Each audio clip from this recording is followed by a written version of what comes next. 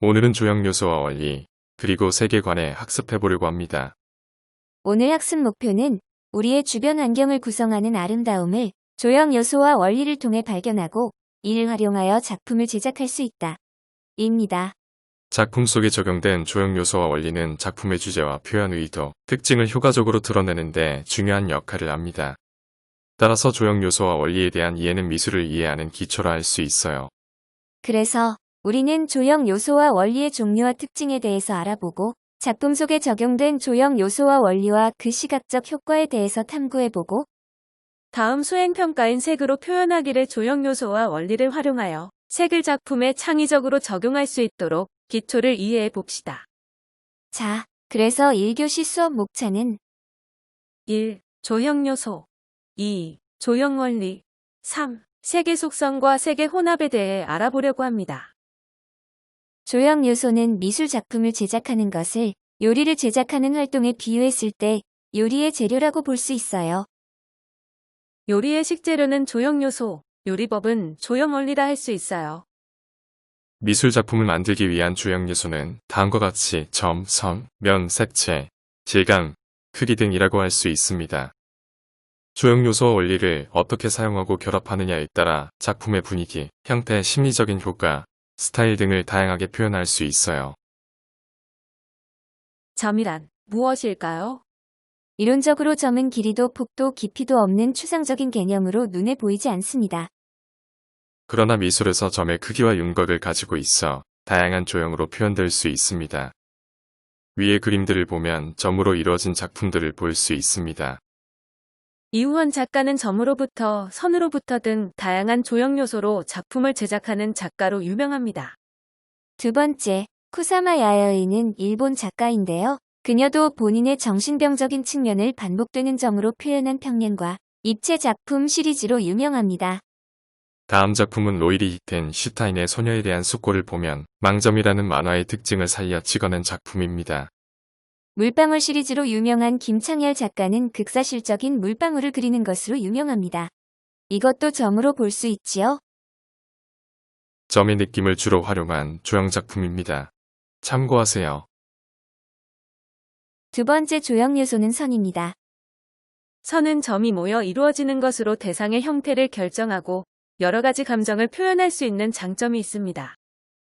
선은 스케치나 드로잉에서 개성을 드러낼 수 있는 도구이기도 합니다. 선은 형태를 만드는 가장 기본적인 요소이며 화면과 같이 선의 모양에 따라 다양한 느낌과 감정을 나타낼 수 있습니다. 마드는 위와 같이 다양한 색선을 이용한 드로잉 작품을 제작하기도 하고 안재홍 작가는 구리선을 이용하여 사람의 형태를 입체로 표현하였습니다. 또한 한센 작가는 사진에서와 같이 합일의 순간 탄생하는 선이라는 제목의 퍼포먼스를 통해 목탄과 신체의 움직임만을 활용하여 완벽한 대칭의 기하학적 그림을 그립니다. 이 작품의 주된 조형 요소는 선이라고 할 수 있습니다. 면은 입체를 이루는 기본적인 요소이며 점과 선의 집합과 확장으로 만들어지는 평평한 모양의 조형 요소를 말합니다. 점이 모여 선이 되고 선이 모여 면이 되는 것 알고 있죠? 면은 다양한 형태와 색으로 변형되고 조화되며 조형적으로 구성될 수 있어요. 화면에 보이는 마티스의 작품들은 마티스가 말년의 관절염으로 고생하면서 연필을 쥘 수가 없어서 종이에 과슈로 채색하여 가위로 오려붙인 그림으로 비정형적인 형태가 보입니다. 알버스의 작품들도 여러 가지 색면을 겹쳐서 칠한 색면 작품입니다. 다음은 마티스와 같은 방법으로 우연한 면의 형태를 활용한 작품들입니다. 여러분들이 다음 주에 집에 있는 물건의 색채를 찾아 배열할 때 이러한 방식으로 할 수 있도록 참고하시길 바랍니다.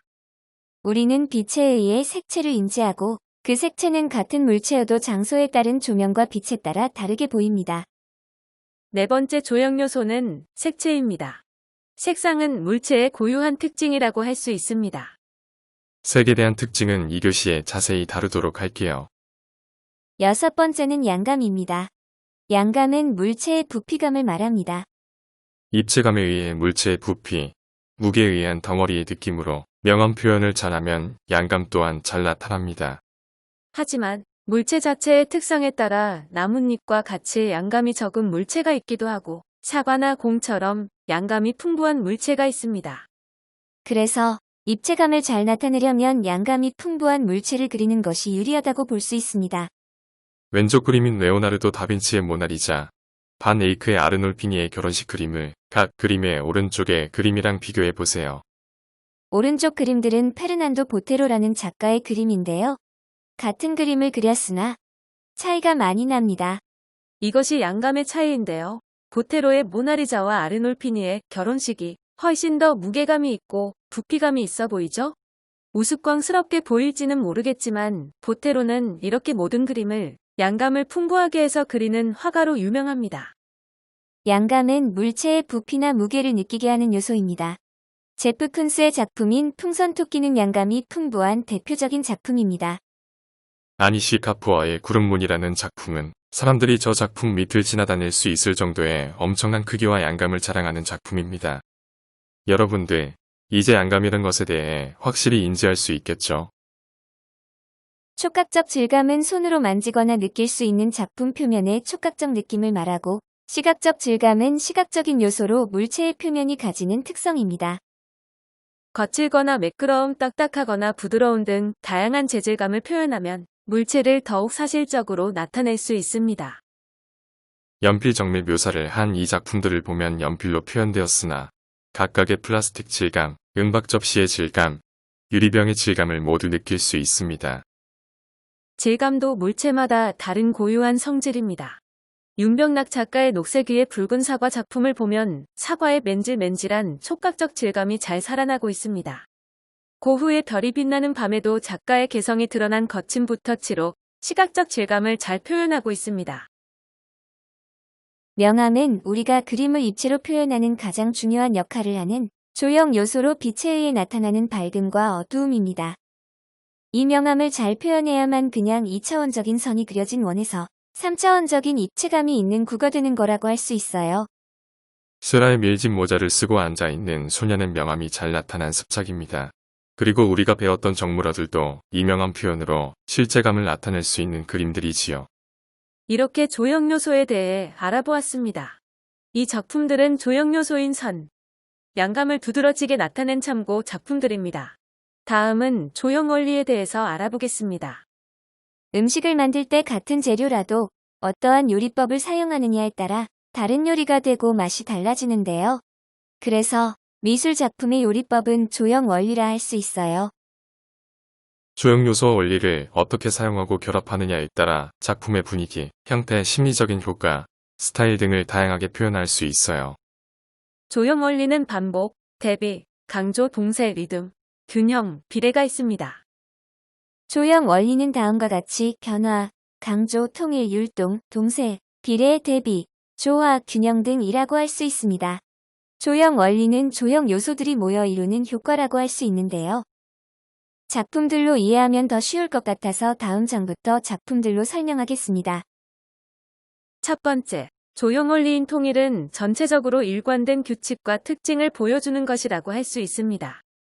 화면에 안토니오 곰리의 들판 작품을 보면 흙으로 만들어진 작은 토우들이 무수하고 빼곡하게 반복 배치되어 있습니다. 오른쪽 작품 또한 같은 색의 작은 오브제들을 반복적으로 배치하여 구를 만들어냅니다. 두 작품 모두 조형 요소의 형태와 색감이 통일된 것이라고 할 수 있습니다.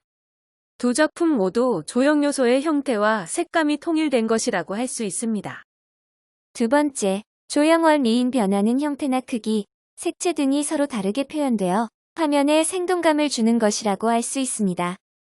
사바스의 작품은 색색의 탱탱볼을 공중에 반복 배치하여 무수한 점으로 이루어진 환상적인 공간을 만들어냈습니다. 여기서 공의 형태는 반복되다 크기와 색에서 변화를 주었다고 할 수 있습니다. 오른쪽 학생 작품은 색상대와 색상환을 가지고 비슷한 형태를 길이와 색감을 변화시켜 표현한 작품입니다. 척 클로스의 자화상에서도 마찬가지로 마른 목골들 하나하나에 색감을 변화시켜 명암을 표현하였고, 앤디 워홀의 꽃 작품도 같은 판으로 찍어 색감을 변화시켰다는 것을 알 수 있습니다. 세 번째 조형 원리인 강조는 시각적인 자극과 함께 특정 부분을 강하게 변화시켜 시선이 집중되게 하는 시각적 효과입니다. 보통 통일과 반복 속에서 변화가 일어났을 때 강조가 발생합니다. 바자렐리의 작품은 착시 효과를 주는 작품으로 반복되는 원의 형태와 크기를 변화시킴으로써 가운데를 입체적으로 보이게 강조한 것이라고 할 수 있습니다. 고갱의 설교 후의 환영이라는 작품은 가운데 나무를 기준으로 화면을 분할했고 윗부분에서 모여있는 사람들과 위쪽에 혼자 있는 천사를 그려냄으로써 천사를 강조하기 위해 등장인물들의 시선까지 위쪽을 바라보게 조정하여 강조한 것이라고 할 수 있습니다.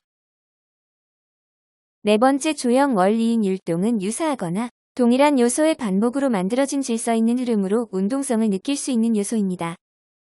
라일리는 오버트를 하는 작가로 반복된 선을 통해 화면에 리듬감을 주며 움직임을 느끼게 합니다. 마티스의 춤은 움직이는 사람들의 모습을 통해 화면에 리듬감을 줍니다. 두 작품 모두에서 율동감을 느낄 수 있습니다. 다섯 번째 조형 원리인 동세는 대상에서 느낄 수 있는 움직임과 방향, 생동감을 주는 효과입니다. 원반 던지는 사람은 마치 동작을 하다가 일시적으로 멈춘 듯한 모습을 보이며 다시 재생 버튼을 누르면 이어서 원반을 던질 것만 같은 느낌을 줍니다. 발라에 움직이는 강아지를 보면 강아지의 다리가 쉴 새 없이 움직이는 모습을 한 화면에 표현함으로써 동세를 느끼게 합니다. 여섯 번째 조형 원리인 길에는 부분과 부분, 전체와 부분의 길이나 양의 수량적인 관계를 나타냅니다. 몬드리안의 작품을 통해 설명할 수 있습니다. 직선을 통해 구획된 각 색의 사각형들은 부분과 부분과의 관계가 적절하게 배치되어 아름다움을 주는 것을 보여줍니다. 일곱 번째, 조화는 통일의 조건이며 전체적인 질서를 유지하는 역할을 합니다. 아르망의 두 작품들을 보면 유사한 형태의 주전자와 차가 존재하고 이들이 서로 집적되어 조화를 이룹니다. 구성현의 팝콘 시리즈도 나뭇가지에 팝콘을 매달아 마치 벚꽃이 핀 듯한 모습을 보여줍니다. 이는 전혀 어울리지 않을 것 같은 두 오브제가 조화를 이룬 것이라고 볼 수 있습니다. 여덟 번째, 대비는 대립된 성질의 차이가 두드러지게 느껴지는 현상으로 연두빛의 사과들 중 빨간 사과 하나를 배치함으로써 색상으로서 대비가 보여집니다. 형태의 통일, 색상의 변화로 대비가 됨으로써 강조의 효과도 함께 나타납니다. 프리드리히나 클레의 작품 또한 흑백이나 명도의 대비를 통해 강조하는 효과도 보인다고 할 수 있습니다. 마지막 조형 원리인 균형입니다. 균형은 힘의 평형을 찾을 수 있도록 힘을 분산시켜 전체적으로 조화를 유지하고 있는 상태를 말합니다. 안토니오 곰리의 작품은 천사의 날개를 양쪽으로 벌려 힘이 잘 분산되도록 한 균형감이 있는 작품입니다.